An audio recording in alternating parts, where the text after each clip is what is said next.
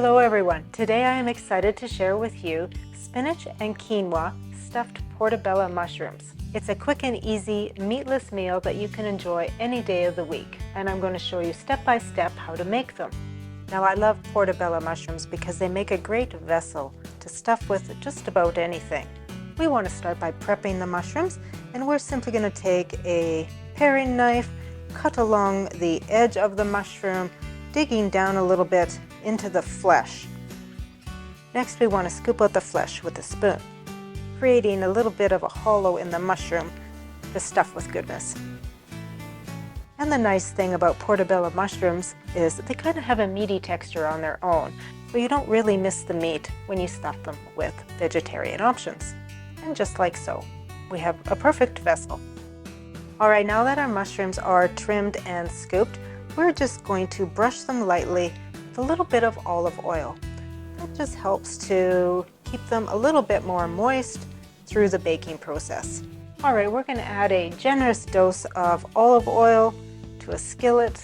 Once that's hot, we're going to go ahead and add about half a cup of diced onions. And we're going to saute the onions for several minutes until they start to soften nicely. And to the onions, we're going to add 3 cloves of minced garlic. I have some herbs here, about a half a teaspoon each of parsley, oregano, and thyme.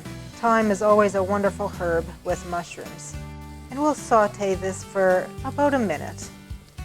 And I'm going to throw in a generous pinch of red chili flake, just for a little added punch.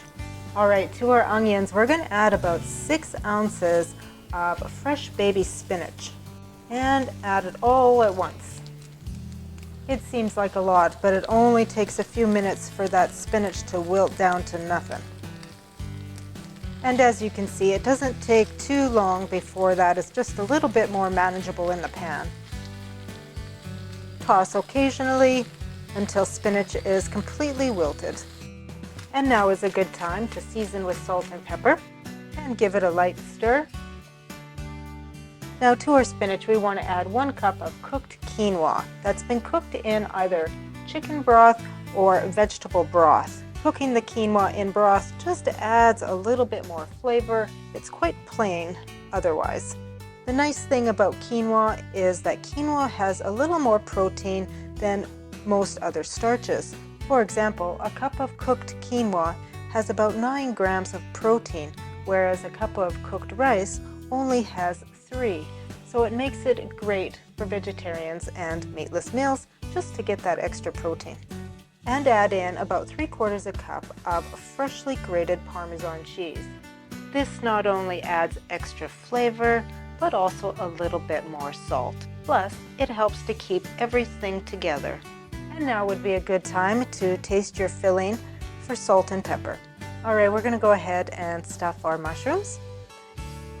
And we want to be fairly generous about it. Don't forget, this could be your main dish for the meal, so you want to put enough in there to make it substantial. And be sure to pack it in just a little bit. I find these are also wonderful served for lunch with a little bit of a side salad. And you're going to put your filled mushrooms onto a parchment-lined tray. Now I like to top my mushrooms with a few slices of tomato. I find they add a little bit of extra moisture along with some fresh flavor. Alright, one final thing here. I've got some sliced cheese, and today I'm using a Havarti. However, provolone, Monterey Jack, even mozzarella would work. What you're really looking for here is a nice melty cheese. Now we're going to pop these into a preheated 350-degree oven for about 20 minutes.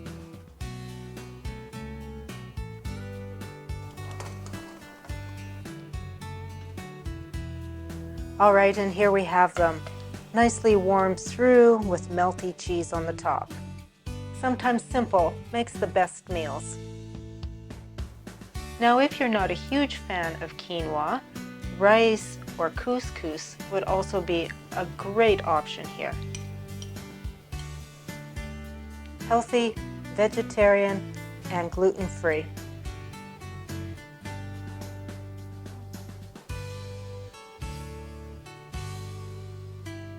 you'll want it to be your next meatless meal.